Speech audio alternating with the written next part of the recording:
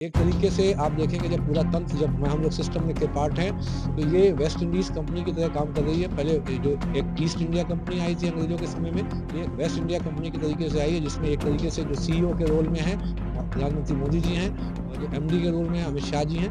इन दोनों के माध्यम से जहाँ-जहाँ अपनी राज्य सरकारें जो उनकी आपकी रूलिंग पार्टी की हैं, वहाँ से उनको बस कट चाहिए सब कॉन्ट्रैक्टिंग के माध्यम से। बरेली सिटी मजिस्ट्रेट के पद से इस्तीफे के बाद आज कानपुर पहुंचे अपने घर अलंकार अग्नोत्री हमारे साथ मौजूद है। आइए जानते हैं इन्हीं से क्या था पूरा मामला। सर, यूजीसी को लेकर एक बड़ा विवाद पैदा हुआ है, प्रदेश नहीं पूरे देश देख रहा है, क्या है?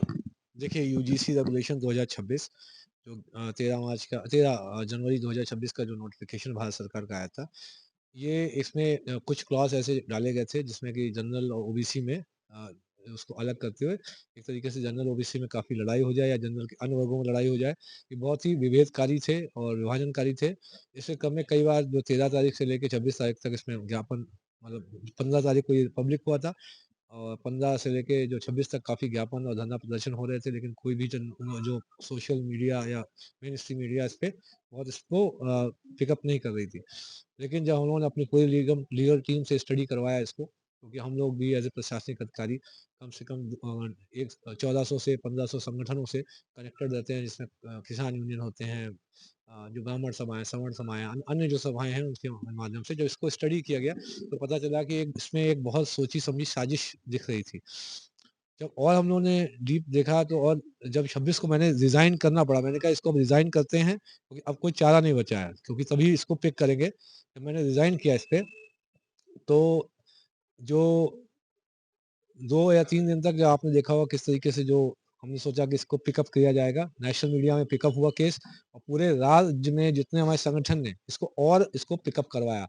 मतलब जो जितना धरना प्रदर्शन है उनका आयाम और उसका बढ़ा। लेकिन उसके बाद भी आप देखेंगे कि जो केंद्र सरकार है उसने कोई निर्णय नहीं लिया, क्योंकि एक सोची-समझी साजिश थी। जो केंद्र सरकार का जो राज्य सरकार से विवाद चल रहा है व्यक्तिगत रूप में, आप देख रहे होंगे कई मुद्दों पे रहता है। उसमें जो राज्य सरकार का जो चुनाव है, मुझे ऐसा जो इसमें लगा कि इंटेलिजेंस के जो अपने अधिकारी हैं कि जो राज्य सरकार का चुनाव है इसको इम्पैक्ट करने के लिए ये एक कार्रवाई की गई थी।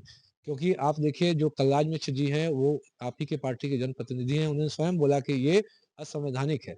असंवैधानिक होने का मतलब ये है कि आपके पूरे जितने मंत्रिमंडल है या आपके जो खुद स्वयं प्रधानमंत्री मोदी जी और अमित शाह जी इन्होंने इस पे जो सहमति दी है, इसका मतलब इन दोनों लोग असंवैधानिक कार्यों को करने में अपनी असहमति दे रहे हैं। एक तरीके से आप देखेंगे जब पूरा तंत्र जब मैं हम लोग सिस्टम में के पार्ट हैं, तो ये वेस्ट इंडीज़ कंपनी की तरह काम कर रही है। पहले जो एक ईस्ट इंडिया कंपनी आई थी अंग्रेज़ों के समय में, ये एक वेस्ट इंडिया कंपनी के तरीके से आई है, जिसमें एक तरीके से जो सीईओ के रोल में हैं, वो प्रधानमंत्री मोदी जी हैं, और जो एमडी के रोल में अमित शाह जी हैं।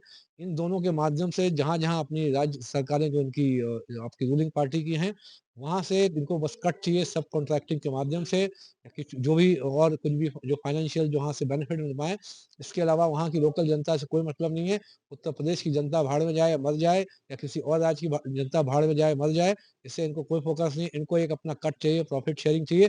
जो उत्तर प्रदेश सरकार का बजट अगर 10 लाख करोड़ है, तो इनको 20 या 30% का कट दे दीजिए, इससे मतलब नहीं है। सर, शंकराचार्य जी के साथ भी बड़ा बर्ताव हुआ है, उसको लेकर क्या? देखिए, जो वहाँ पे जो जो घटना हुई थी, तो उसमें क्या बोलते हैं जो शिष्य थे, शिष्यों के साथ जो बुरा बर्ताव हुआ था, उसी के क्रम में मेरा पहला बिंदु भी मेरे इस्तीफे में वही था कि सनातन संस्कृति का सम्मान होना चाहिए।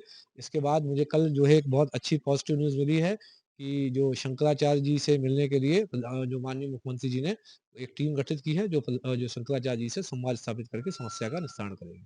क्या सर, इसके आगे की क्या रणनीति है? राजनीति से जुड़ने का नहीं, कुछ? इसमें अब पहला जो सबसे देश का जो सबसे गंदा जो काला कानून है, वो है एससी-एसटी एक्ट।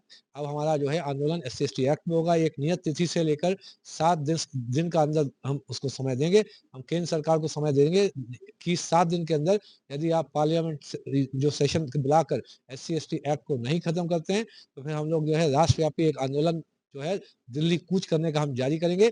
और हो सकता है कि ऐसा एक समय दिख जाए, जल्दी ऐसा मूवमेंट आए कि प्रधानमंत्री मोदी जी को और अमित शाह जी को हेलीकॉप्टर से या प्लेन से बैठकर गुजरात वापस भागना पड़े। राजनीति में जाने का भी कुछ? पहला हमारा जो उद्देश्य है, जो एससी-एसटी एक्ट को हटाना है, और उसके बाद हम लोग जो है पूरा समाज हम लोग तय करेंगे अपने देश को। हमें अपने देश को किस नीति निर्धारण पर ले जाना है, किस दिशा में ले जाना है, ये हम लोग सब लोग मिलके बैठ के तय करेंगे। ये थे हमारे साथ अलंकार अग्नोत्री जी, उन्होंने अनादि टीवी से खुल के बात की। कानपुर से अनादि टीवी के लिए विशाल सैनी।